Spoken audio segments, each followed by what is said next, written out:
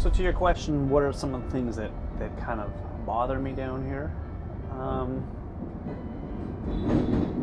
I have to honestly say that 99.9% of our passengers are fantastic. You know, they get on, they get off. You know, we don't expect them to be grateful to us, to say thank you all the time. It's a bonus when they do. It's always nice being smiled at, or at least being acknowledged. But when you're dealing with thousands and thousands of people a day, you know, even though it's half a percentage, you know, that could still be 10 people a day, 10 people that give you nasty looks, or they get into your face, or they complain about something. And I understand, we're all human. You're having a bad day at work, or if you're being delayed, you know, I know that they're not yelling at me, they're yelling at this patch, they're yelling at the TTC. But we're also human too, so it's sometimes challenging and tough to stay motivated, to stay positive, professional when somebody is really unloading on you. But we do our best. You were mentioning about when we're deadheading trains out of service. Passengers need to know that we're on schedules. Sometimes after the peak of rush hours, they take certain rush hour trains off of the line. So when you're deadheading out of service from usually Kennedy Station into the yard, you know, the people that give you the middle finger, or they'll throw things at your train, or they just scour at you because your train happens to be out of service. Well, we're just following the schedule. I mean, operators, they don't have a choice of just arbitrarily putting a train out of service when they feel like it. They can't just skip some stops. So it's not the driver themselves that's making that decision. So I try to laugh it off. I try to, you know, kind of shake my head. But in this city, it's almost a pastime for Torontonians to criticize about the TTC, to bash the TTC, which I think is really sad. You know, when you look at the TTC from not even that long ago, I mean, we were one of the best transit systems in North America, and we have the respect from the public. But we really need to, I don't know, improve service so we could earn that respect back from the public. I mean, I personally try to do a good job every day, and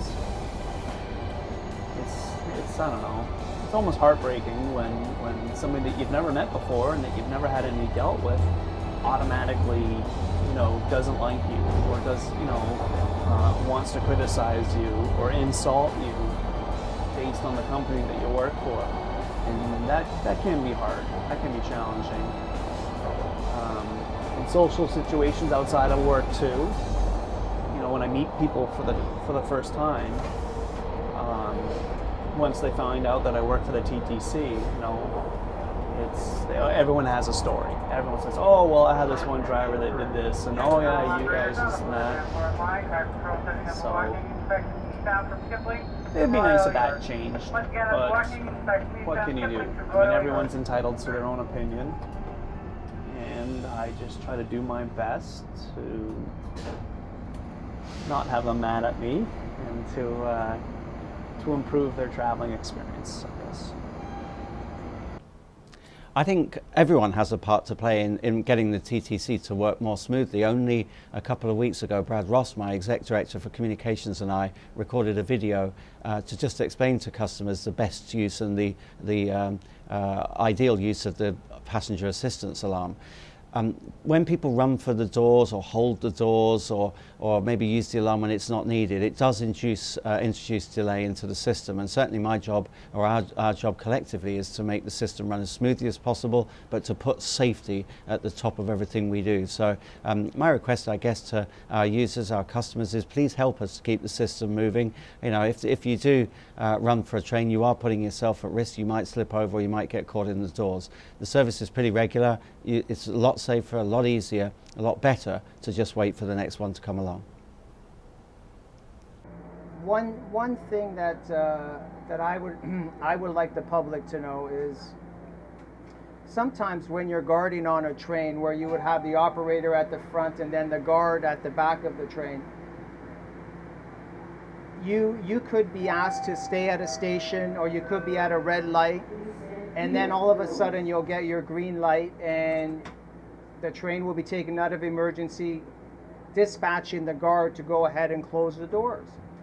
And then you'll frequently get customers running down the stairs and the doors are closing because the train's been dispatched to go. But then the public or the customer not realizing that the train may have been sitting there for, you know, a minute or 90 seconds, and sometimes even a little bit longer, for some kind of scheduling adjustment or an emergency that could be going on the line. So I kindly ask the public to not get upset with the operators because of that.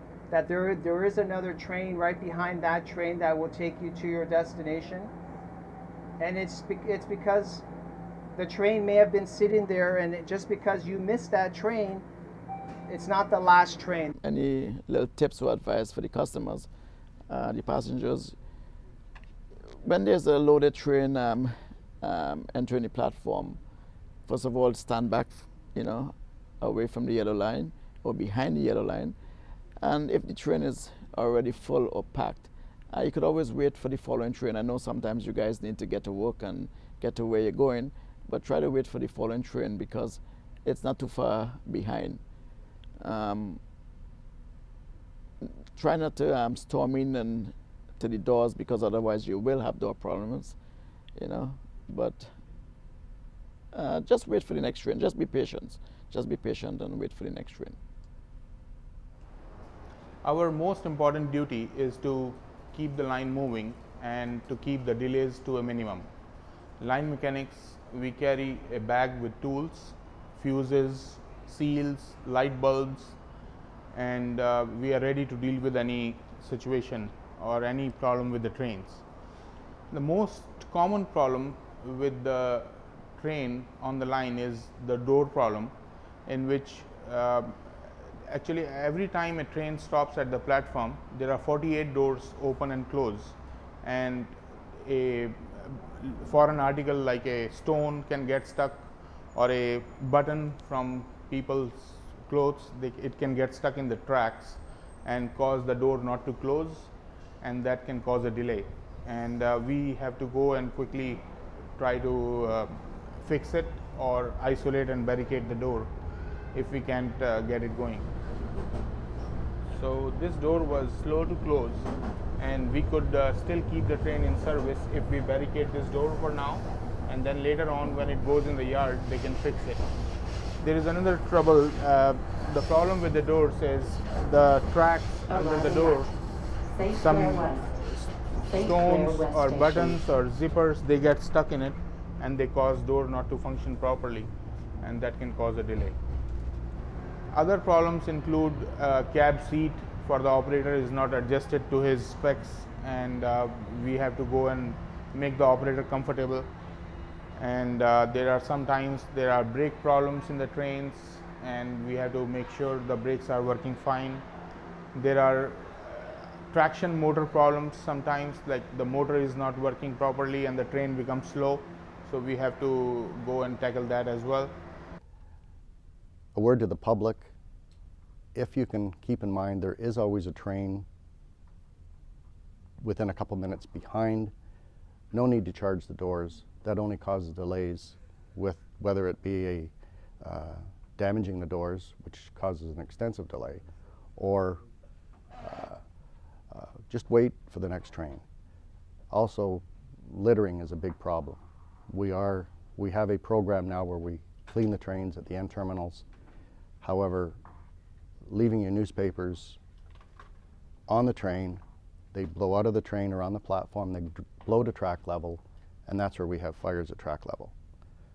The trains arcing off of the third rail ignite the papers, and we have a fire. That causes a delay and safety concerns. So Be patient. Don't hold the doors. Wait for the next train. And please, take the garbage with you. One thing I could say for the passengers, out there that riding our system is to actually ensure that you're having breakfast or a lunch or dinner or something prior to your travel, because I don't know, I find first thing in the early mornings we have excessive amounts of passenger assistance alarms due to passengers fainting, and that does cause delays. It does add up, because by the time the train gets there and then the train crew has to go to investigate to find out, sometimes the individuals passed out and have already regained consciousness, and they're saying, oh, don't worry, I just fainted, I didn't have breakfast or something. Well, please have breakfast. The less passengers we have out on the trains, the better. A couple of my concerns still on the TTC, especially in the subway, is all the newspapers on the floor. They become a slip and a tripping hazard for patrons, employees, and I think that the public could do a little bit more to help us keep the train floors clean. The other concern I have, which I see at Eglinton all the time, is parents with their young kids running around on the platform and getting close to the edge with no one supervising them. I've seen several instances where kids have stopped on the yellow line as a train's coming in.